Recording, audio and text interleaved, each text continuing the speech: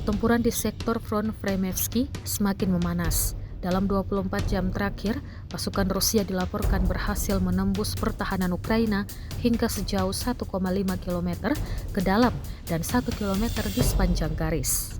Serangan masif ini berlangsung dengan dukungan penuh operator drone tempur dari Brigade Pasukan Khusus Garda ke-14. Rekaman yang diunggah di Telegram Kamis 25 September 2025 memperlihatkan bagaimana drone-drone tersebut melumat titik pertahanan, menyingkirkan kendaraan, dan memaksa pasukan Ukraina mundur. Upaya serangan balik yang dilakukan Ukraina sempat mencoba menghentikan laju pasukan Rusia. Namun, serangan itu berhasil dipatahkan, meninggalkan jejak kehancuran di medan tempur.